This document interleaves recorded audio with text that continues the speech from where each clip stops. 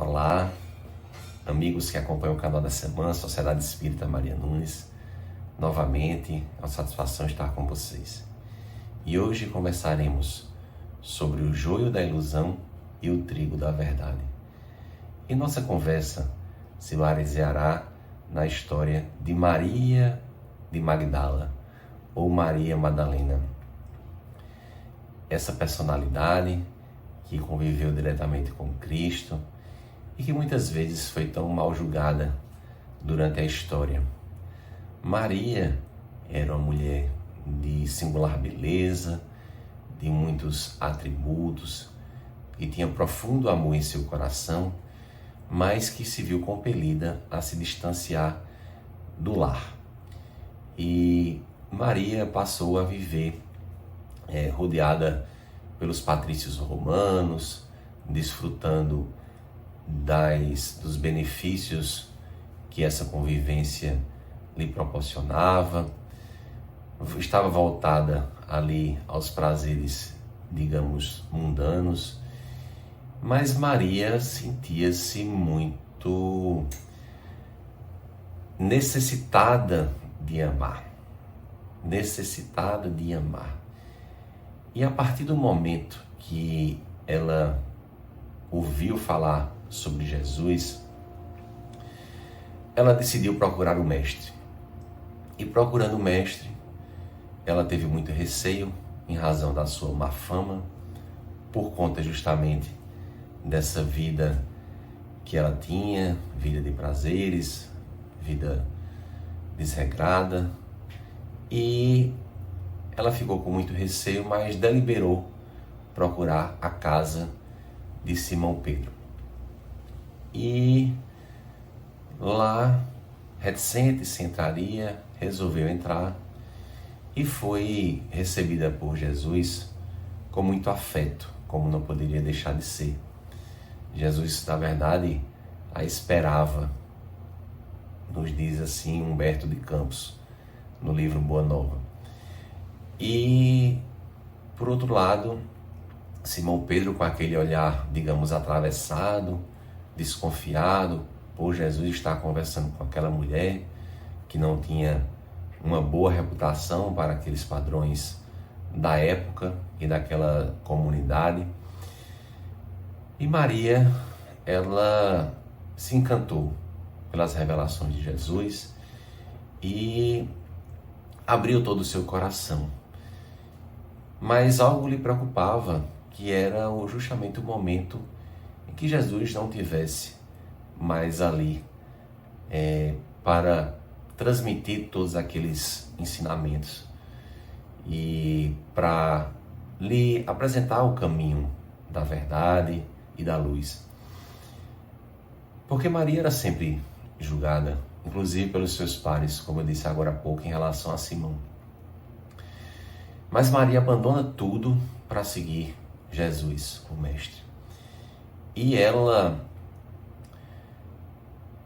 é uma discípula fiel de Jesus, a ponto de, no momento do sepulcro, Maria é aquela que presencia a ressurreição do Cristo. Então vejam o grau de intimidade de Jesus para com Maria de Magdala ou Maria Madalena. Mas o tempo passa, os cristãos são perseguidos, muitos saem por outros caminhos, por outras cidades, por outras regiões para propagar a boa nova.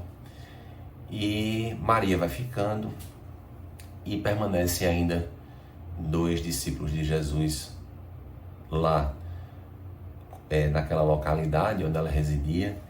E ela, sabendo que aqueles discípulos iriam seguir, pede para segui-los também, porque não gostaria de ficar sozinha. Mas eles se negam, têm receio ainda da sua pretérita reputação. E olhe que Maria já tinha se convertido, se modificado moralmente, se transformado. E mesmo assim eles têm receios do coração de mulher de Maria e negam que ela os acompanhe. Então Maria delibera seguir um outro caminho e ela é buscada, ela encontra dois ancenianos, na época se chamava leprosos, né? Mas cientificamente a enfermidade é essa, dois ancenianos que eram pessoas totalmente rejeitadas pela sociedade. E Maria apresenta ali as verdades do reino de Deus para aquelas pessoas, mostrando que o reino de Deus está, ou melhor, precisa ser edificado intimamente no coração de cada um. Não é pela prática de cultos externos, mas passa necessariamente por essa transformação íntima.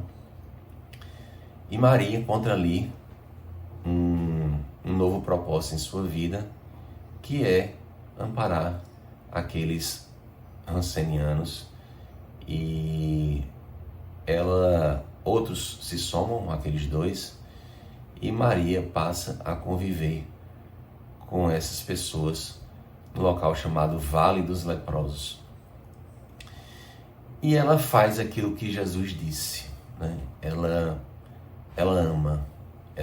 Jesus disse: Maria ama sempre.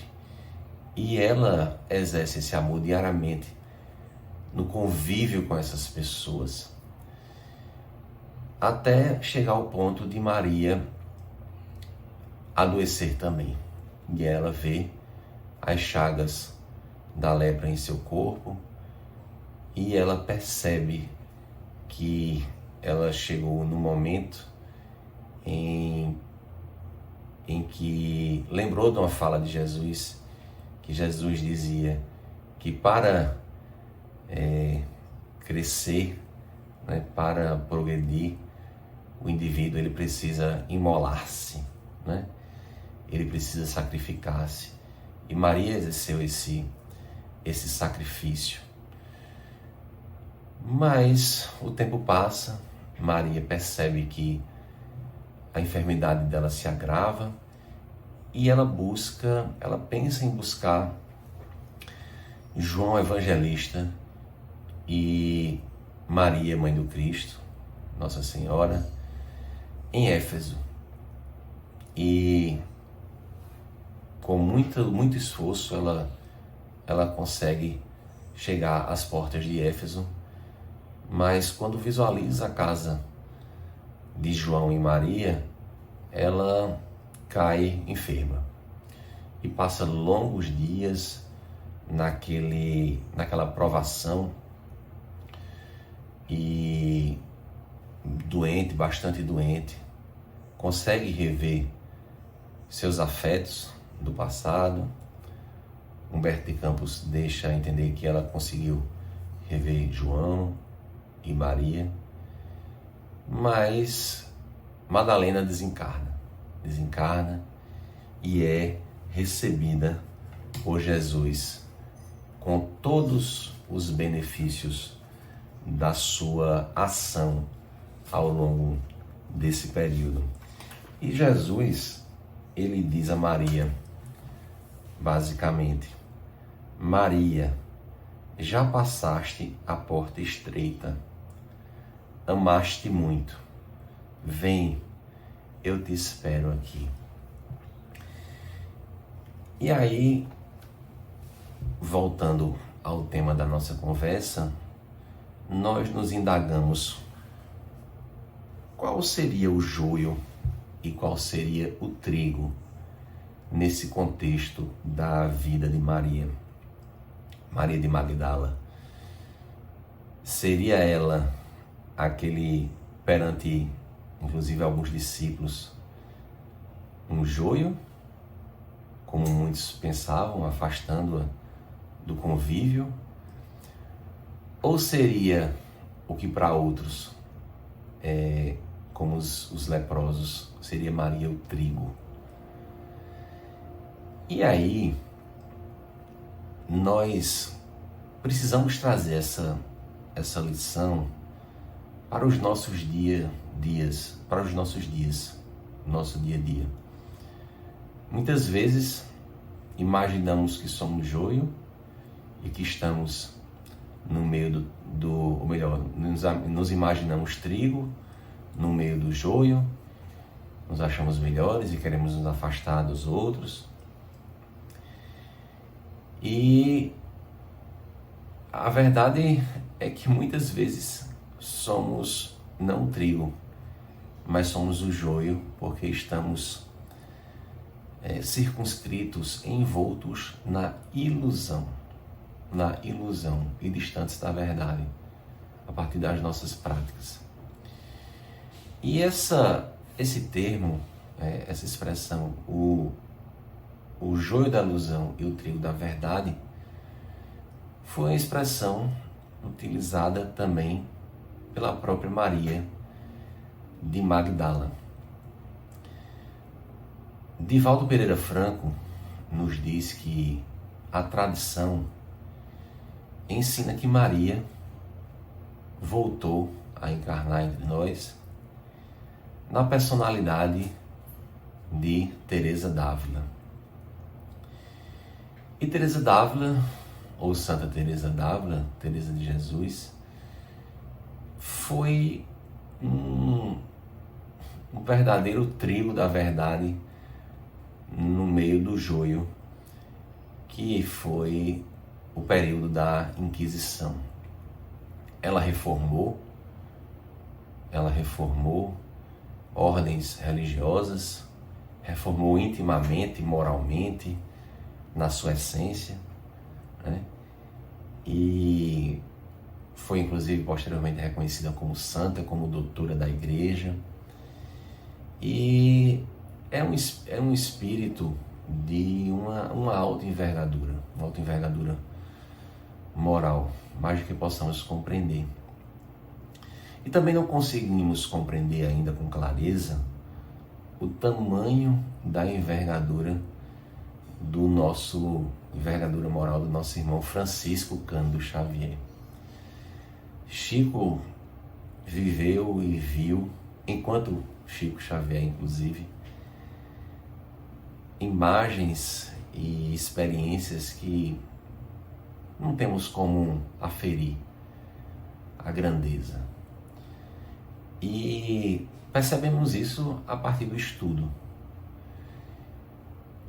dos seus livros, dos livros, ou melhor, que ele psicografou, ou dos livros que trazem mensagens relatando as suas vivências.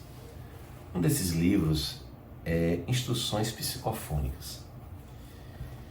E há uma mensagem em Instruções Psicofônicas, que é no capítulo 32, denominada Palavras de Luz.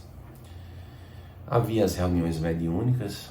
Essas reuniões eram conduzidas por Emmanuel e também por José Xavier, irmão de Chico, enquanto o espírito desencarnado já. E na noite de 14 de outubro de 54, há a seguinte mensagem: grande júbilo marcou para nós a noite de 14 de outubro, melhor dizendo, de 54. Na fase terminal de nossas tarefas, o espírito José Xavier, através dos canais psicofônicos, avisou-nos fraternalmente. Então José Xavier, através da psicofonia de Chico, avisou: esforcemo-nos por entrelaçar pensamentos e preces. Então, concito a todos a se esforçarem em bons pensamentos e preces naquele momento. Por alguns minutos, pois receberemos, na noite de hoje, a palavra distanciada embora, de quem há sido, para muitos de nós, um anjo e uma benfeitora. Nosso grupo, em sua feição espiritual, deve permanecer atento naquele momento. neste instante, aproximar-se-á de nós, tanto quanto possível, a grande Teresa d'Ávila. E, assim como um grão de areia pode, em certas situações, refletir a luz de uma estrela, nosso conjunto receber-lhe-á a mensagem de carinho e encorajamento através de fluidos teledinâmicos. A mente do Chico está preparada agora, qual se fosse um receptor radiofônico. Repetirá automaticamente com certa zona cerebral mergulhada em absoluta amnésia as palavras de luz da grande alma, cujo nome não ousaria repetir. Então, José Xavier disse que sequer ousaria repetir o nome daquele elevado espírito, Teresa d'Ávila. Rogamos aos companheiros se mantenham em oração e silêncio por mais 2 a 3 minutos. Preparado, então, o grupo recebe a mensagem de Teresa d'Ávila. E Teresa, ou como diz a tradição, Maria Madalena ou Maria de Magdala, diz: há tempo de semear e tempo de colher. Diz-nos a experiência da Escritura. E se juntos partilhamos a promessa, não seria juntos olvidarmos-nos uns aos outros no dia da realização. E aí ela vem desenvolvendo e diz basicamente o seguinte, que todos nós precisamos conviver juntos, pois juntos é que devemos semear, empreender os nossos esforços no sentido do nosso aprimoramento e do auxílio ao próximo, ainda que uns sejam joio e outros sejam trigo, pois haverá, de fato, em alguma hora, em algum momento, a colheita. Mas enquanto isso, precisamos semear. E nós semeamos,